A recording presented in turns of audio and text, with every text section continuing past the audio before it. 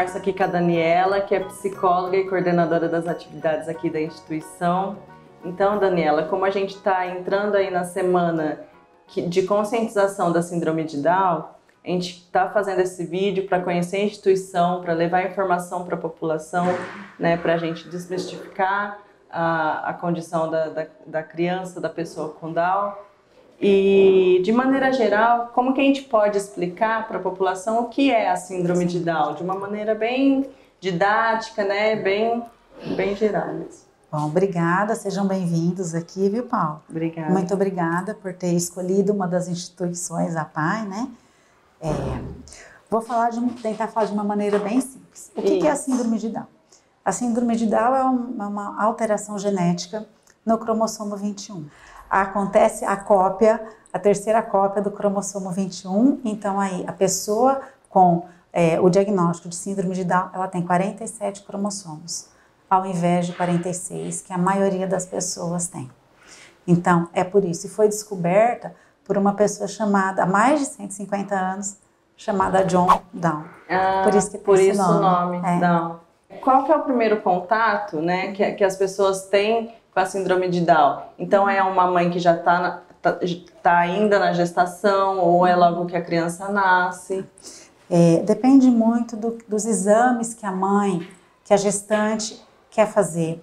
Tem exames que publicamente que o SUS não oferta.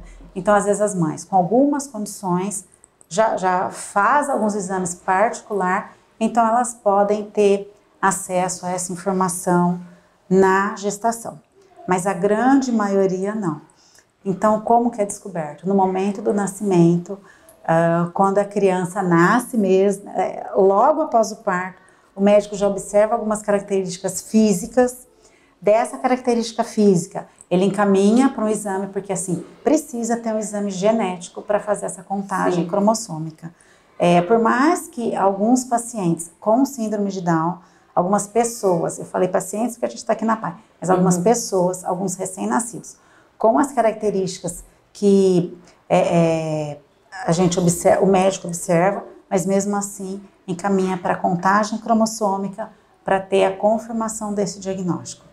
A gente fala pessoa com síndrome de Down, porque é uma condição genética, então se é uma condição genética, ela vai carregar para sempre. Jamais. Jamais é uma doença. Sim. Jamais pode ser considerada uma doença, né? A gente aprende também. É isso. Então, a pessoa com síndrome de Down. E quando a família, né, tem conhecimento da condição, como que ela age? Como que ela busca, né, o serviço, a ajuda? O que a gente observa de experiência aqui na PAI? Faz 27 anos que eu trabalho aqui. Então, nesses 27 anos, a primeira notícia ainda é impactante. Sim. Né? Por mais que seja uma condição genética, por mais que todas as pessoas com síndrome de Down têm direitos, têm acesso e pode se desenvolver de acordo com o desenvolvimento de uma outra pessoa que não tem essa alteração genética, pode ter, mas ainda a família ainda se abala emocionalmente, devido às preocupações, devido à aceitação de outras pessoas, da sociedade, do que vai ser. Então, a grande preocupação ainda é essa, né? De como que esse indivíduo vai viver, o que ele vai sofrer. Mas, Paula, o que deveria acontecer? Sim, lógico, tem esse momento, buscar ajuda. Que tipo de ajuda? Estimulação. A pessoa com síndrome de Down, a pessoa com atraso, que a gente está falando específico da síndrome de Down, mas outras alterações que tem, outros atrasos, a gente precisa da estimulação. O que é a estimulação? É a aprendizagem, né? O que a gente vai fazer com os indivíduos, com essas pessoas? A gente vai ensinar. Ensinar é ofertar vários estímulos, ou estímulos a princípio específicos para o desenvolvimento neuropsicomotor, mas para que ela vá aprendendo no mundo a se desenvolver. Então, eles podem ter um atraso, a grande maioria tem também, um atraso no desenvolvimento, e um atraso físico e um atraso cognitivo. Todos obrigatoriamente têm? Não, né? mas pode ter. Como uma outra pessoa que não tem síndrome de Down também pode ter um atraso no desenvolvimento. Tem criança considerada normal que falou com 3 anos e meio. Isso é um grande atraso no desenvolvimento. Sim. E não tem nenhuma outra patologia ou um diagnóstico para isso. Apenas teve um atraso. Sim. Então, assim, a família deve procurar atendimento físico, com fisioterapia, terapeuta ocupacional, fonoaudiólogo, psicólogo também, né? Para orientar, para acolher, para amparar, todos esses profissionais que vão ajudar na estimulação no desenvolvimento neuropsicomotor. Então, além da importância desse estímulo, né, de buscar esse serviço, né, logo que a família toma conhecimento da condição do Down, isso é muito importante para o desenvolvimento desde muito cedo. Desde muito cedo, né? E também o acompanhamento psicológico da criança e da família. A gente observa também, Paula, que a família é o grande professor, é o grande profissional, né? Nós passamos a maior parte do tempo, principalmente na infância, com a nossa família. Até a gente ir para a creche, para a escola e para outros recursos na comunidade, mas a gente vive com a família. Então a família é o grande estimulador. E a família tem que ser treinada, capacitada, porque eles têm condição. Tá? Sempre que a gente capacita a família, porque assim, é até natural. A gente só vai orientar a como fazer de uma maneira mais adequada para estimular mais o desenvolvimento do indivíduo. E o combustível é o amor, né? Não à toa que a gente chama essas crianças de especiais, né? Porque são especialmente amadas também, né? Todo mundo que tem uma deficiência, que pode ter uma deficiência, então hoje em dia a gente chama de pessoas com necessidades especiais, né? Especiais. Apesar que eu acho que todos os indivíduos são especiais, sim, mas a gente chama isso, então precisa mesmo. E a gente precisa sempre tentar tratar todas as pessoas, todos iguais, independente de tudo, independente dessa condição da alteração genética, que é para sempre, independente de outras condições que eles possam vir a ter, de outros problemas que às vezes assim são tão pequenos também, tá? Mas todo mundo deveria ser especial. Todo mundo deveria ter acesso a tudo, a educação, a sociedade inclusiva, que a gente fala tanto de inclusão, mas a sociedade, na minha opinião também, ainda não é inclusiva. Sim, o discurso é mas a prática não é condizente com o discurso. Então, assim, a gente precisa ter mesmo acesso, porque as pessoas com síndrome de Down, elas têm capacidades, né? A gente vê assim que podem ter variações, como pode ter em qualquer um de nós. Em mim, você, em qualquer pessoa a gente tem variações. Variações de comportamento, variações de perfil cognitivo, variações de estado emocional, né? Então, assim, isso faz parte do ser humano, da condição do ser humano. Então, a gente tem também essas condições na pessoa com síndrome de Down.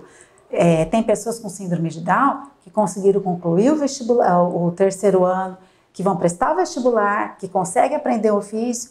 Tem outras pessoas que têm um pouco mais de dificuldade. Como é assim, eu costumo falar assim, se a mãe tem 5 filhos, a mesma mãe, às vezes o mesmo pai, e às vezes a mesma mãe também, mas cada um pode ser de um jeito, e cada um pode seguir um rumo. Tem um que pode ser muito estudioso, tem outro que pode não ser estudioso, tem um que pode avançar numa questão de artes, outro já não. Então, é a mesma coisa com a pessoa com síndrome de Down.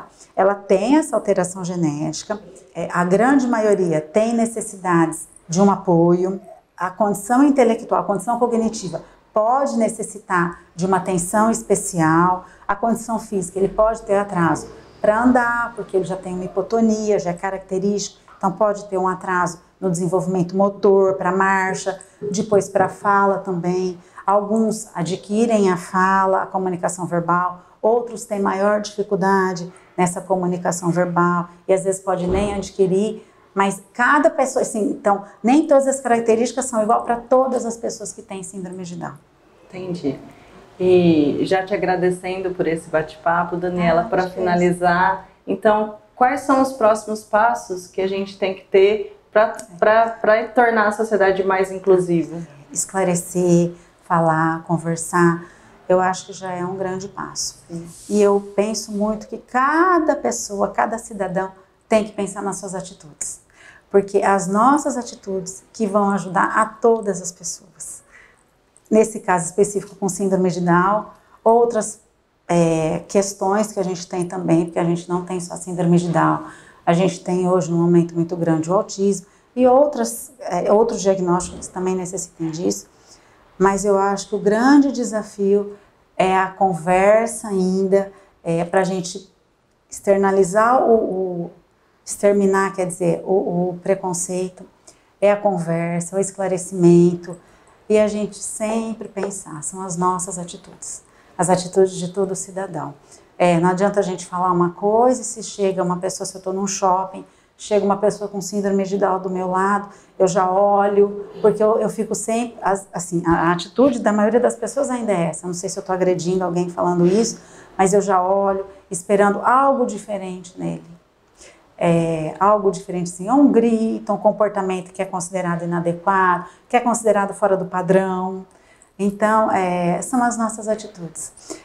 Eu acho que nem tratar com uma pessoa diferente no sentido assim, então ele precisa ter tudo, eu não posso frustrar, não posso não pôr regras. Não, não é isso. Mas é como um cidadão normal, cheio de capacidades, só que precisa, na grande maioria do momento da vida, de apoios para ele conseguir adquirir o desenvolvimento.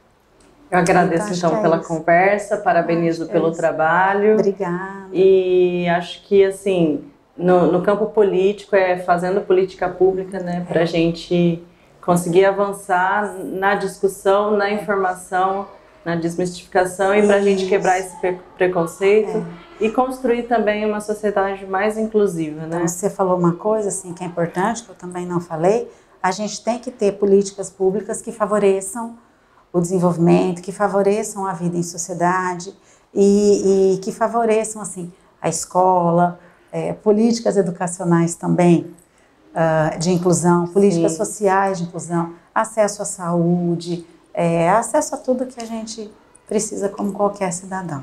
Então, muito obrigada, viu? Espero que eu tenha contribuído um pouquinho. Eu quem agradeço e parabenizo a vocês pelo trabalho. Parabéns para vocês também. Obrigada. Muito obrigada.